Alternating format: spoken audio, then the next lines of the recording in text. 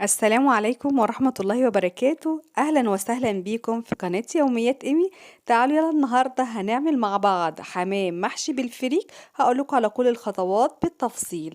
هنا جبنا الفريك بتاعنا، هبتدي ان انا انقيه واحدة واحدة واطلع منه اي شوائب، اي حاجة كده قدامي مش نظيفة هطلعها واغسله تحت المية الجارية من الحنفية، اخليه المية بتاعته بيضة زي الفل. وبعدين هبتدي ان انا انقعه في المية لمدة تقريبا من نص ساعة لساعة الا ربع. همسك بقى الحمام بتاعي هغسله كويس جدا واحطه في محلول النقع بتاعه اللي هو الدقيق والملح والليمون. وبعدين هبتدي ان انا افرغ كده الجلد بتاع الحمامة من عن الصدر، يعني بفصل بس كده الجلد عن الصدر بتاع الحمامة. وبعدين هبتدي ان انا اعمل ايه تاني، هجيب حوالي 5 بصلات وهجيب 3 قرون من الفلفل الاحمر او الاخضر، هضربهم في الكبة ضربة كويسة واخد منهم كده معلقتين، احط عليهم بقى الملح والفلفل الاسود بتاعي وهمسك منهم حبة. وهجيب الحمام بتاعي وهفضل ماسكة حمامة حمامة، اجيب بقى البصلاية دي ادعك بيها الحمامة من جوه ومن بره، يعني هدخل كل البصل وكل الفلفل جوه الحمامة من قلبها لتحت الجلد اللي جواها لبراها. دي بتديني تركية حلوة قوي، بتخلي الحمامية بتاعتي مسكرة وطعمها زي العسل.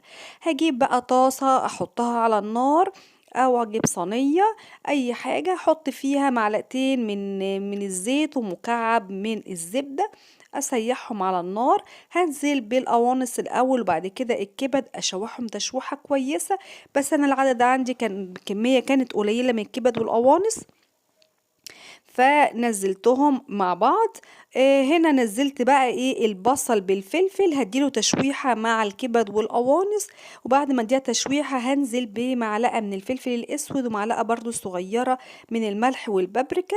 وبعد ما اقلبهم مع بعض هنزل بالفريك بعد ما صفيته من المية، هديله تشويحتين وبعدين هروح حطاله مية سخنة، لازم احطله مية سخنة.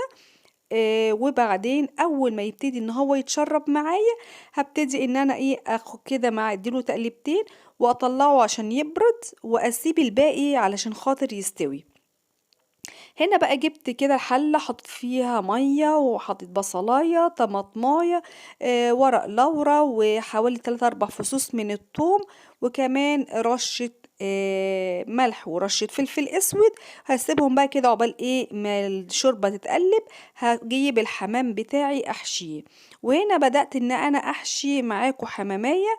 طبعا لما بنيجي نحشي يا بنات بنحشي منين؟ بنحشي من عند الزور من فوق، بنبتدي ان احنا نزق بايدينا كده لحد ما بنحشي كل الصدر من تحت الجلد، واوزع بصباعي بحيث ان انا افرد بصباعي كده الحشو عشان خاطر الحشوه بتاعتي ما تفرقعش ولا تتفرتك.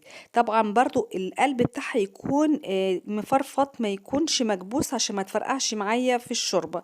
بكتفها كده الرجلين في المؤخره والكتفين بوجبهم لورا وبفردها بايديا.